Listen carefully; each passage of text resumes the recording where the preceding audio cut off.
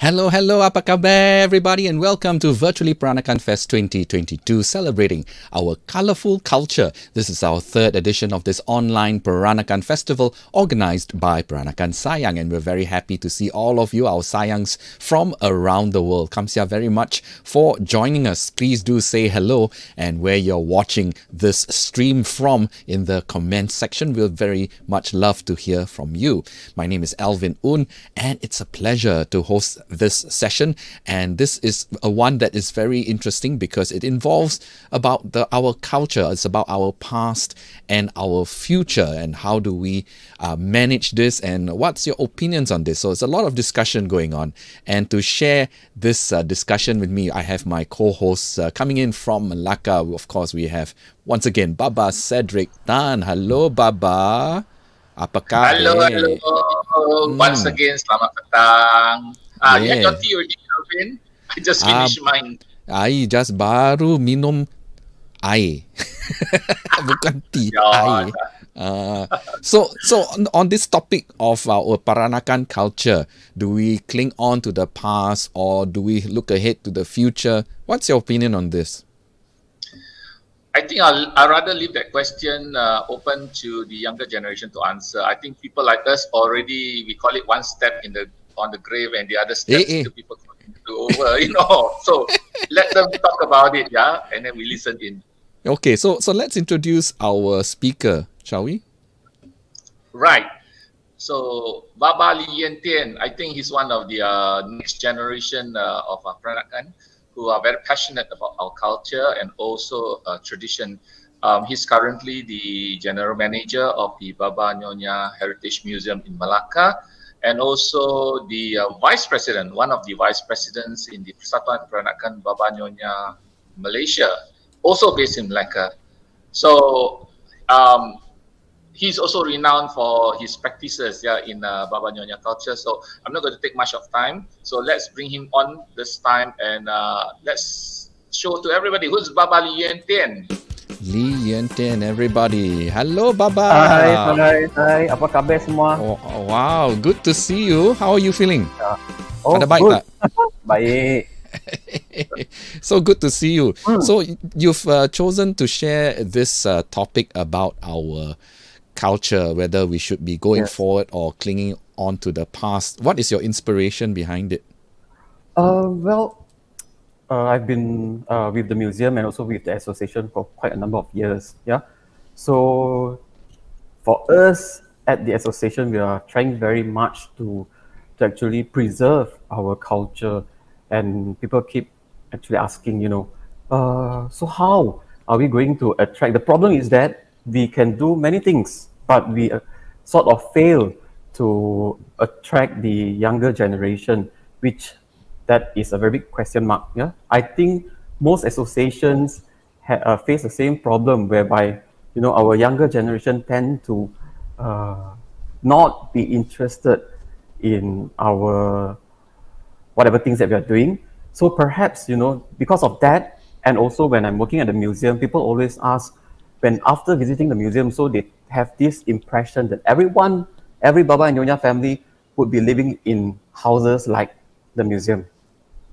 You see, so they will ask me, then your house is also like this, because I know. But that's Cedric's house, like a museum. Exactly. But not everyone would be like Cedric, Yeah, for people like me, this is all fake, all green screen. That's all I have. By the way, I'm still in the museum, so whatever behind me belongs to the Chan family, not mine. Very good. Yeah, so I have this very big question mark with me when people ask, so what is it like being Baba Nyonya today? Do you still live in houses like the museum? So if you don't live in houses like the museum, then would you consider yourself as a Baba or a Nyonya today? Yeah, so that was why it made me actually ponder on this question as to whether should we cling on to the past. That is very much talked about. When we look at books, we always, when we look at Peranakan books, Baba Nyonya books, we always discuss about our past.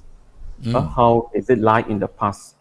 How our forefathers lived, at one time. But then I think very few discuss about our present and also our future. Yeah, I think which brought me to this juncture where I think it is also equally as important for us to remember our past and at the same time, yeah, uh, look into what we can do to bring this past forward instead of we putting ourselves trapped in our past and just linger in the past. Yeah, so that was why I came to this. All of us have this dilemma in us, I Yes, suppose. that's right. Yeah. So that's great. So we won't hold you back. Let's start with your presentation. For those of you watching this stream, do share your comments and what you feel about the state of our culture and what we should be doing. Or do you feel that, it's over and there's no more future? So we'll leave it to Lee Yuen Thien to share his opinion on this matter. Okay. Now, when we talk about Baba and Nyonya, like I've mentioned just now, yeah, when we talk about Peranakan and we talk about Baba and Nyonya, most of the time we would be talking about like, architecture, like what the museums portray. Yeah.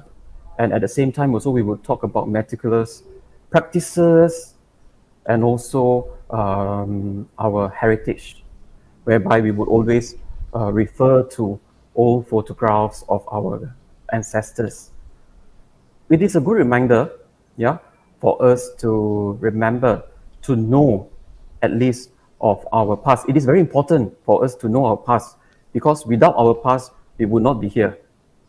We are here because of our past.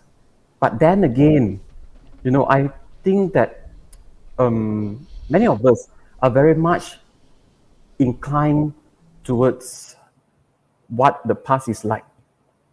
Yeah, like I've spoken to quite a number of Peranakan members of the Peranakan community. They always say that, oh, it is no longer the same now. Yeah, they often also say that Peranakan would one day just die off or fade away. Why?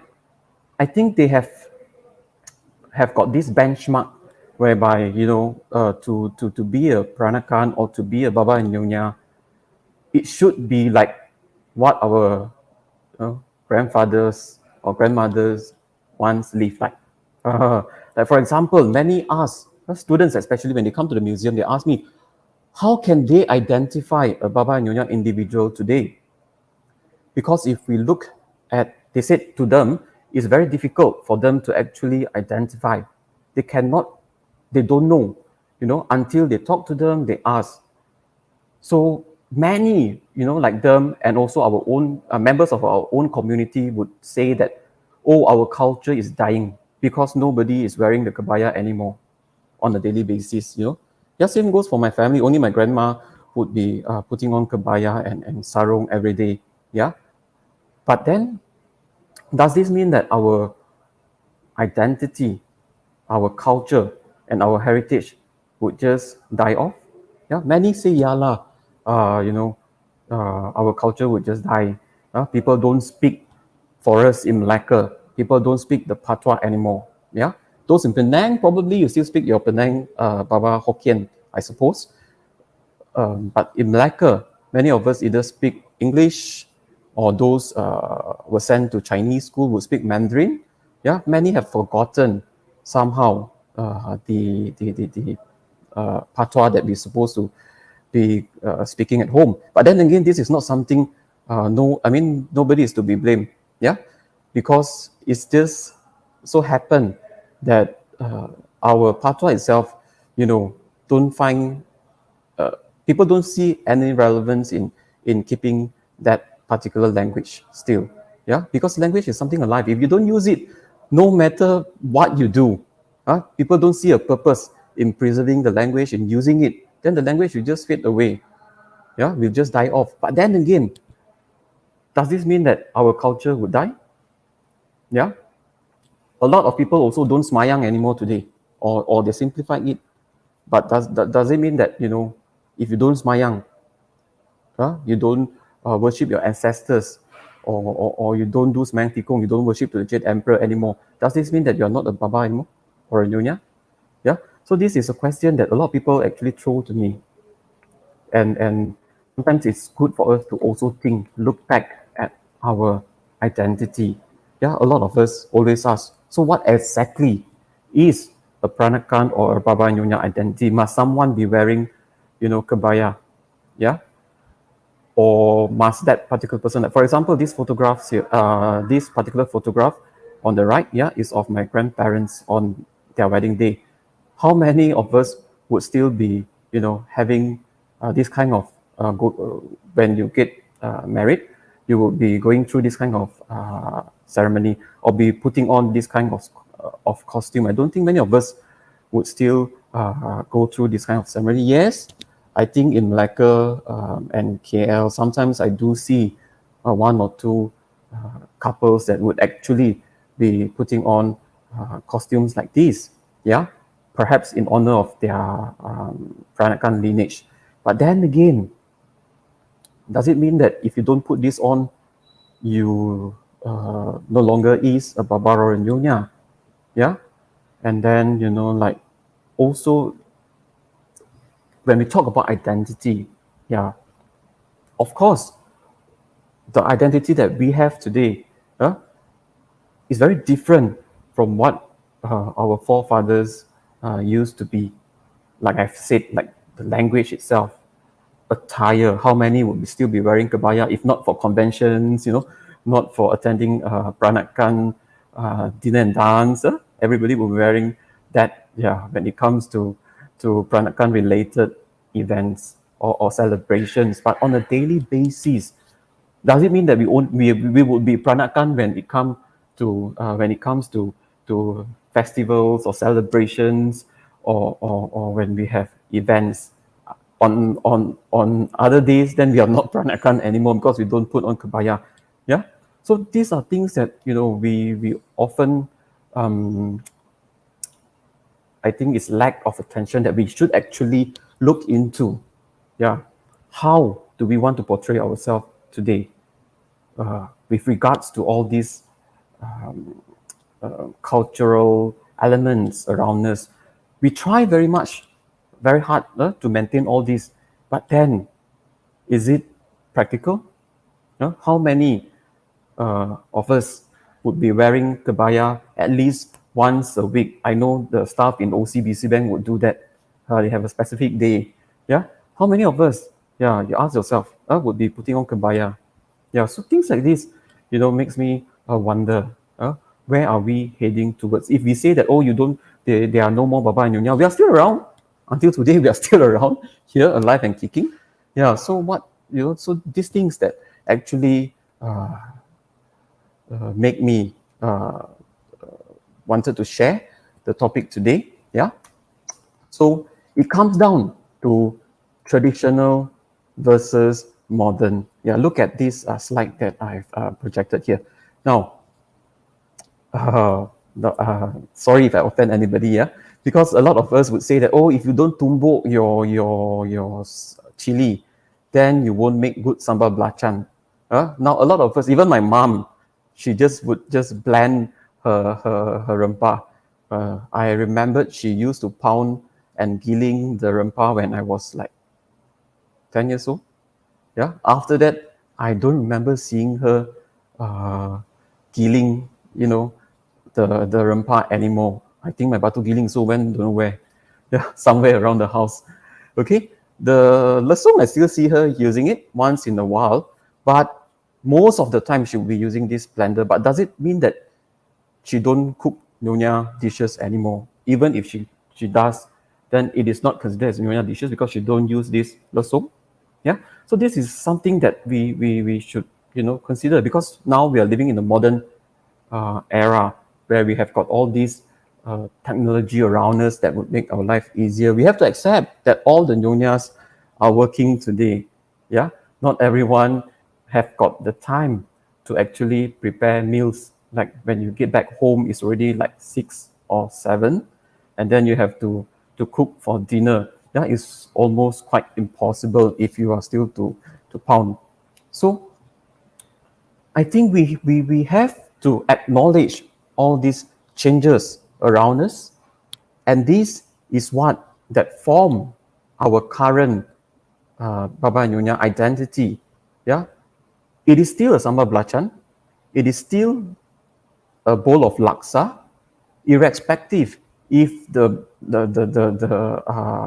rempah, the spices were blended or were pounded using that lesung. Yeah, so this that is my take on our culture, and many more, not just rempah. Yeah, many more. I believe it is something that is very important for us to always bear in mind. We have to have this balance. We have to negotiate what we should bring from the past into the current livelihood, and then the same thing that we would be handing it down to the next generation. That is very important. Yeah. Same goes for this. A lot of many of us, I think, would say that oh, this now there's many reproduction porcelains, yeah, in the market. Then many would say that, oh, it's not authentic.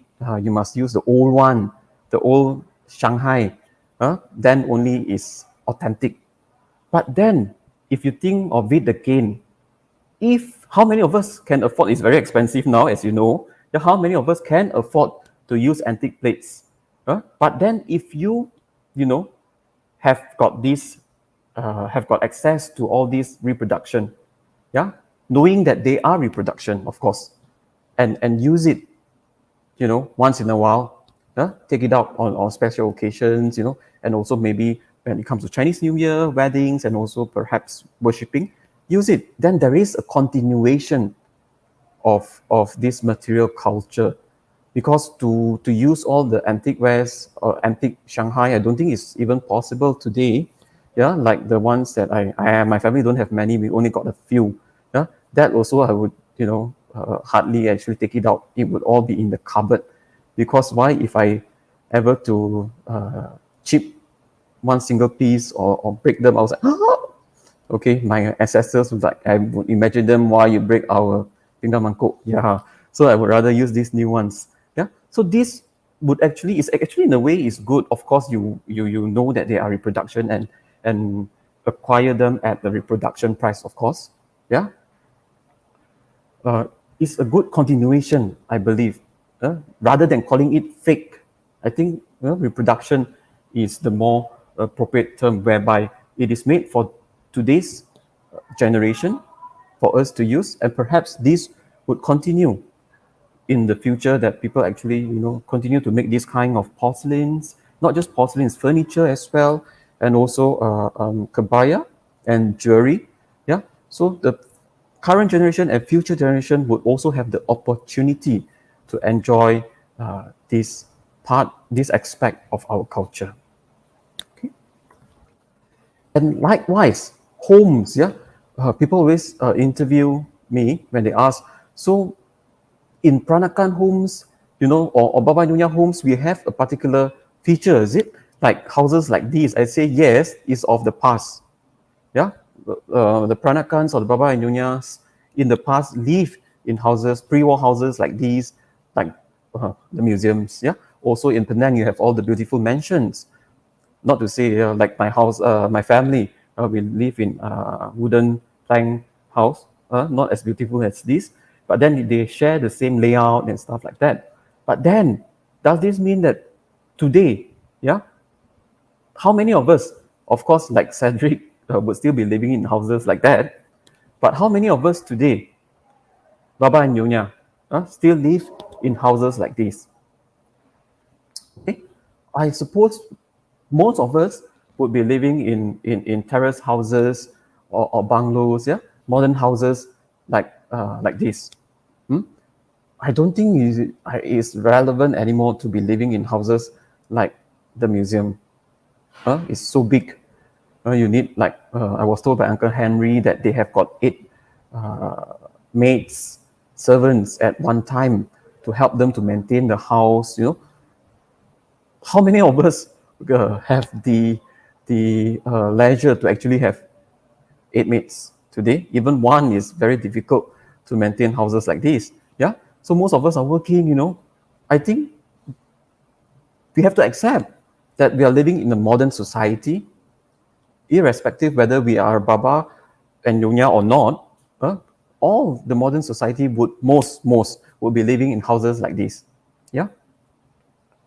So does this means that we are no more Baba and Nyonya because we don't live in a house like the Baba Nyonya Museum or the Penang Peranakan Mansion? Yeah, I believe we are still proudly a Baba and a Nyonya. Yeah, even living in houses like this, like modern houses. So thinking back again, of course, if we have got some furniture, some cupboards, from our ancestors, we would actually place them in our modern homes, yeah, to remind us of the past. This is what I meant. To move forward doesn't mean that you must discard away your antique furniture, your old furniture that you inherited. Yeah, you can still place them, repurpose them in your modern homes. So that is what I meant by moving forward. We bring part of our past, certain part of our past, repurpose them today, to make sure that they still stay relevant in today's society. And then from there, we have hope to also bring them forward to our future. Yeah. Okay, another example, like I've mentioned just now, our living rooms. If you look at all the old pre-war houses, like the Baba House, like the Penang Peranakan Mansion, and also Baba Nyonya Heritage Museum in Malacca, they all have got all these very beautiful ornate carvings and stuff. But then again, how many of us will be living in houses like this? Yeah, most of us would be living in houses like this. Yeah, but then it would be beautiful. I think to bring part of our past to be included in our modern environment. Yeah, so that was what I meant by moving forward rather than clinging on to the past. My mother have always got this her own understanding. She will often, like she don't agree with me where I like to actually keep old things. She would say, "Apa mau simpan ni barang semua lama-lama?" So when I actually, collect certain items, she would make noise. Yo, why you like to keep all this rubbish? Yeah. But then I've always, after some time, then she would say, when I put it, maybe I use it, I repurpose it, decorate it, to perhaps like a kamcheng or what. I just put it, use it as a flower pot or flower vase, something like that to decorate a corner. Then she would say, "Hey, very cantik, very nice." Then I was like, At one point of time, you said they are rubbish. Yeah. So I think we should repurpose it so that these items would have a place in our modern society rather than being just something of the past and is useless. A lot of, maybe we appreciate things like this, but there are also many that like my mom. She don't appreciate things. She will say, "Apa barang buruk ni semua mau simpan?" She often tell me, "What is there to keep all this rubbish?" Yeah, she and my brother. Okay, so I think we should sometimes, repurpose it, put it to use, perhaps as a decoration piece, or something, and also to educate that these are pieces from our ancestors to remind us of our past, to treasure it. Then perhaps they would gain a place in the future.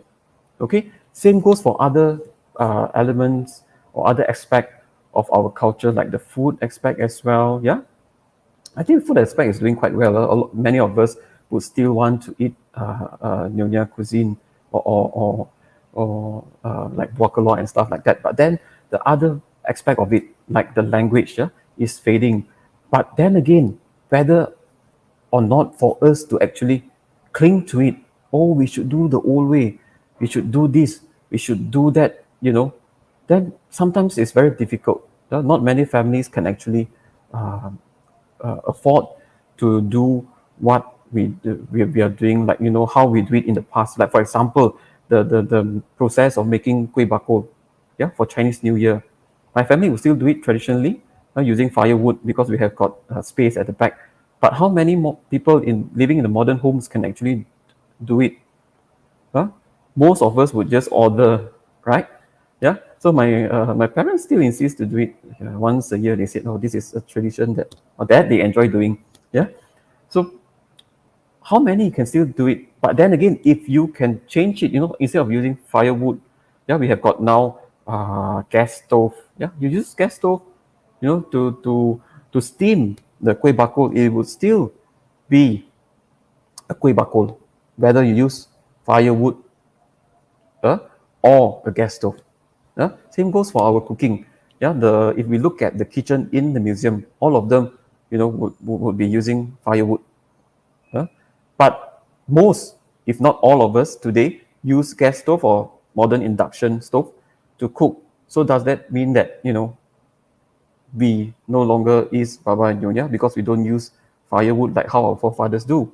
Yeah. So these are negotiation that we must actually consider, what to bring from the past, like I've mentioned just now, to the current day and next into the future. Yeah. So we must not frighten our younger generation, our current generation, yeah, of Baba Nyonya, to continue to practice, or to live like one. For example, I've always mentioned this, like the kebaya. Many of us would disagree that kebaya should be worn with pants or jeans. A kebaya should be worn with sarung. That is how it is traditionally. But then again, if you insist the younger generation that kebaya should only be worn with a sarung, then you would somehow discourage them to actually put on this attire. Yeah, I would rather see people, wearing kebaya at least once a week to offices with their pants. Yeah, rather than not at all, rather than once a year during Chinese New Year or attending the Peranakan dinner and dance, even if they attend. Yeah, so to keep the culture alive, I think we have to accept some modern adjustment that should be taken. Like for example, last week, yeah, we made a trip to KL. The association actually made a trip to KL, and being representatives of the Peranakan Association, I actually text them in the group saying that, Nyonyas, kindly put on your kebaya and sarung if you can, yeah, because we are visiting the director of Dewan Bahasa dan Pustaka. But then some Nyonyas say that is not possible because we would be riding in the van the entire day. You see. But some actually put it on with pants first, and then they change again to the sarung when we arrive at the meeting place. Yeah. So I think we must accept that the Nyonyas today were given given a choice to pick whether or not to put on a pants or a sarung.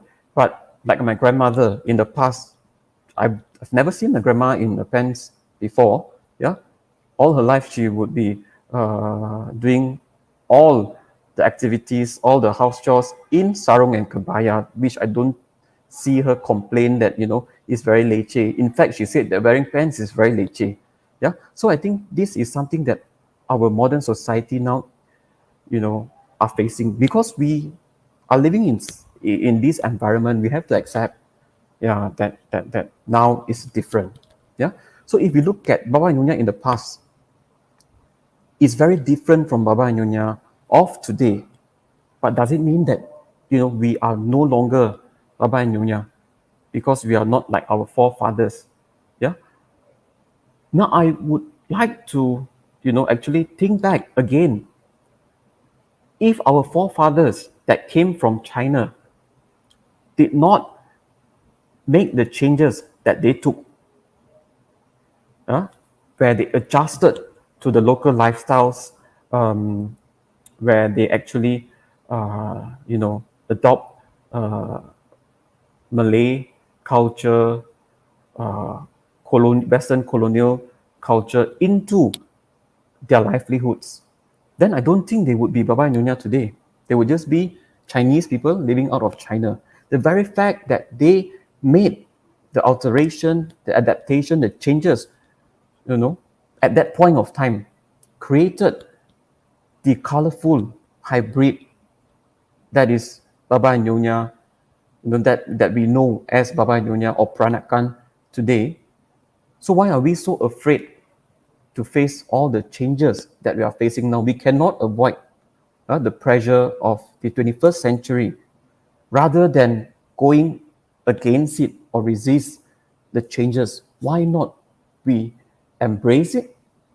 Yeah, and at the same time, use it to our advantage to bring parts of the past, like how our forefathers actually kept their Chinese heritage, like the ancestral worship, which they think was the core of their identity, of their culture at that point of time.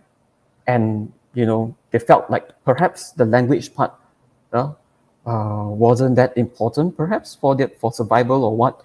They spoke the Baba Patois or the similar to Malay language, So it became, in a way, formed their identity at that point of time. And they actually hand that entire heritage to us. And I think it is up to us today to do further adjustment or alteration to that identity that has been handed down by our forefathers.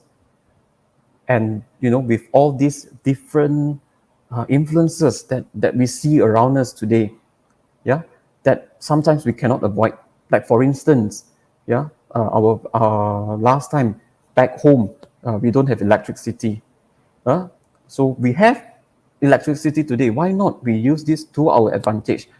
If all of us still use the Dulu Kala way, the old method, I think all of us wouldn't be sitting in front of our computer screen or our mobile phones to be part of the virtual this Peranakan virtual festival today. So these are positive changes that we should make full use of, to propagate, to promote, and also to preserve our culture for the future generation. So I don't think that our culture would just die off, or it would just end here. I would see that it is taking another form, another evolution to what to the next level, to what it would be. I think it is up to what we would want it to be. So we should be playing active role at the house, on our household level, to at least create awareness, so that we know, we are aware that in the past, this is how it is. Currently, we cannot be doing what our forefathers have been doing. We made some adjustment.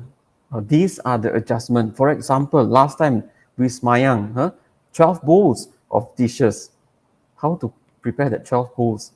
Some families cut down to 8, and most families now cut down to only 4, even if you still carry out that tradition. So these are information that we should be telling our current generation, that it used to be 12, then 8, then it became 4. But then again, we should not tell them that, you shouldn't be doing this, because the proper way is 12 or 8. 4 is shortcut. Actually, we should encourage them. Even shortcut or simplified, because we have to accept all of us have to work today. Like myself, when my house have to perform all this ancestral worship, I have to actually apply leave.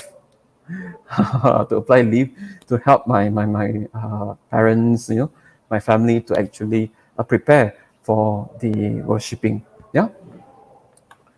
So this is what I meant by continuation and renewal. If you look at the photographs, yeah, we cannot force the current generation, the current society to be living in houses like the museum. Yeah, but we should, encourage them to bring parts, yeah, of the past that we are familiar with, like the tiles that used to be decorated in, homes of our grandfathers, yeah, or the furniture, or the glass, certain elements from the past. We should bring this, yeah, to the current household setting, and it is good to also expose it to our current generation, to say that, oh, these tiles or this kind of furniture used to be part of your akong's house. Yeah, so this is to remind them that this is part of their past. Sometimes we just take things for granted. Yeah, and I've heard stories that people actually gave away old furniture because they think that it's very difficult to clean them. Yeah, they donated it to temples, give to neighbors sometimes, because it's very hard to clean, and they prefer modern furniture. And after 2 generations, they regretted. Yeah, so things like that, I think it's very important for us to bring forth. And at the same time, people like my mother, yeah, although she's 1 generation before me, but she think that we should not cling onto all these old stuff.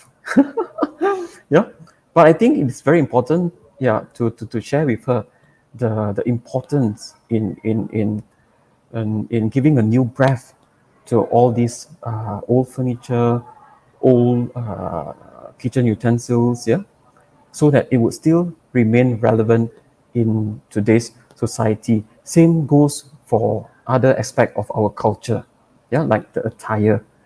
Instead of just wearing it for Peranakan dinner or a wedding or family wedding or Chinese New Year, encourage them to put it on to offices, yeah, and that would actually, I think, give hope to our next generation, which comes down to my last slide, yeah, where I've mentioned just now, yeah, awareness is very important for us to create at home, yeah, because if many of us say that, oh no, the associations should play active role in promoting, in preserving the culture. Yes, we can plan 1001 activities, but if you don't bring your children to the association, or you yourself don't come and join the activities, then I think it deserves the purpose. Yeah? And with awareness, then I think there would be hope for our heritage, for our culture to continue to flourish, yeah, to continue to evolve, to take another form. Yeah, that awareness is the starting point, because we cannot force everyone. Like myself, people know that I make chanap, but can you force everyone to make chanap? If you don't, does it mean that you are not a Baba? No. But if you have this awareness, then then perhaps in the future, there are people who are interested in continuing this art of making chanap, for example, or doing the kebaya, the embroidery. Then there is hope for our culture to continue. Yeah. So with that, I thank everyone for staying with me for more than half an hour. And I hope with that, all of us would play a very active role in keeping our culture alive, and make sure that it would be handed down to the next generation, and they are interested in playing a part in preserving our culture. Thank you very much, Thien, for that presentation. Of course, it's a very subjective matter. Everybody has different opinions on this, but what is important is we keep an open mind and we move forward. Just to highlight some comments from our viewers before we end this session.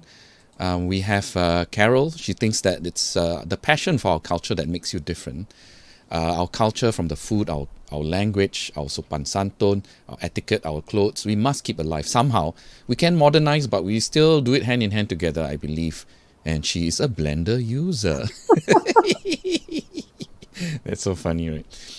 And Ellie, we says that we must evolve, adapt, and keep elements of our culture that has been eclectic existence.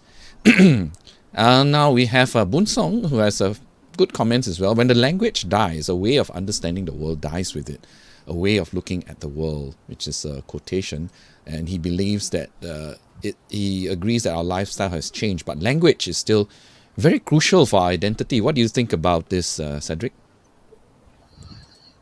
I think language is the soul of a culture, because the way we speak, the way we describe certain things using your patois, your understanding and your connection to that particular object or to that particular subject topic may take on a different light as compared to maybe on if you speak it in English, for that matter.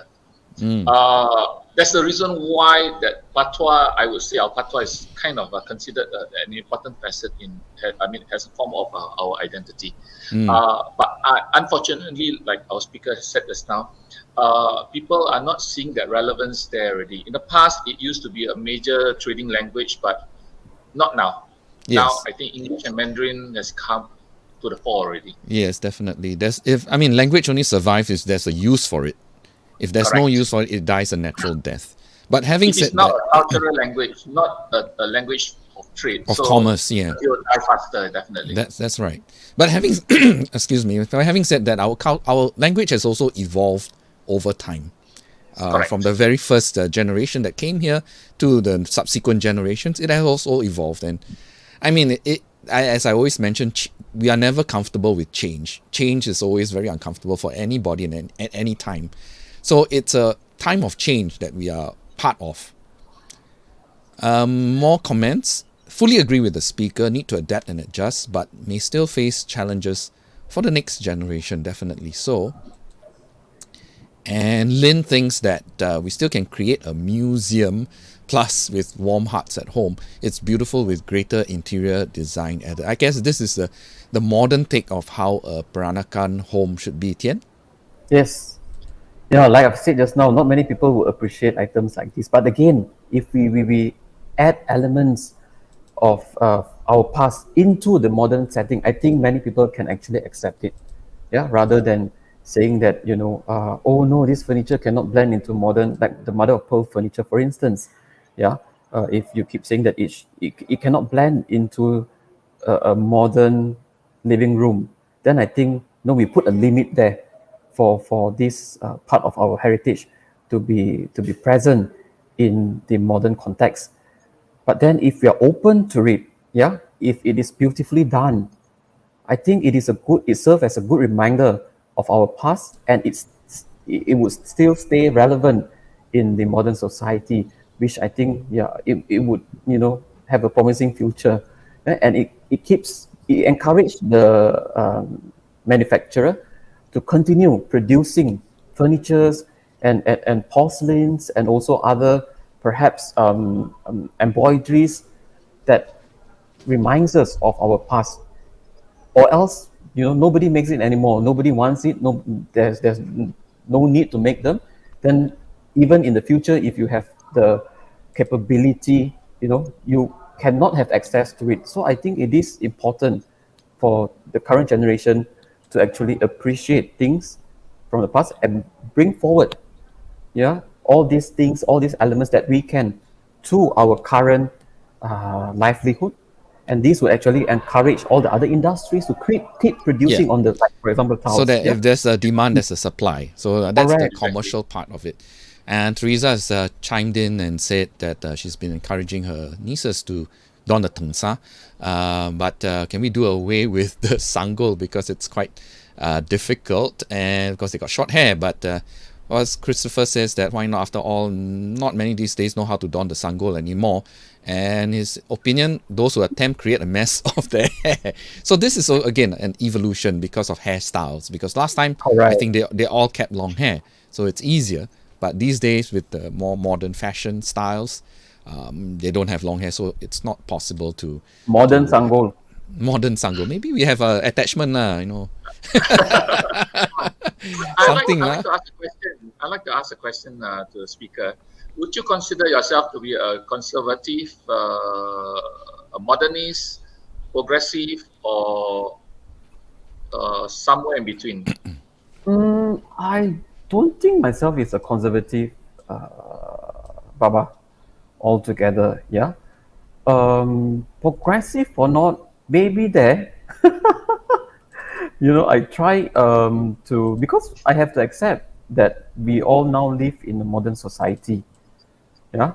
So because I work in the museum, so many of my friends thought that I'm very old-fashioned. Yeah. But then again, if you look at our livelihood, I don't think I'm that old-fashioned per se. Yeah, I'm very open to all the modern changes. I appreciate all this modern creation, but with a touch of our past, which I think is very good to keep our culture alive, rather than asking this younger generation to use old stuff. Why not new creation that has got old elements? Yeah, this would I think make a space for our things that we cherish to continue to be relevant in the current society and also in the future, or else it would just, I think, die off. Yeah. All right.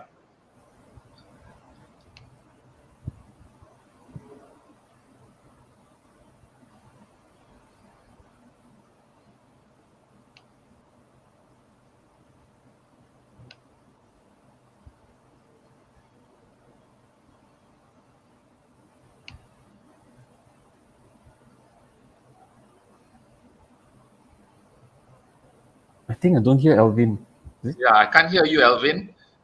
Unmute yourself. Sorry, just yeah, I too thought many I was things going listening. on. I was Yeah. Something went wrong with the line. Yeah. So Noreen is chiming in from Chiang Mai. So what she says is important for us to take small steps to keep our culture going, because not everybody can live the total life of a old Baba Nyonya lifestyle and all that. So I think it's important to have that attitude. Okay. I think that's all the time that we have, because we need to move on and get ready for our next session, which promises to be a very a very fun and exciting session that is going on later on. So I hope that you all can join us. But please I'd like to thank our presenter for this session, Lee Yuen Thien. Thank you so much for your time and your thoughts on this matter. And I think it's something that we all should think about. And of course, my fellow co-host, Baba Cedric Tan, once again, thank you so much for being with us in this particular session. Well, everybody, that's the end of this session that we've presented with Lee Yuen Thien. I hope you enjoyed it and do have some thought about it.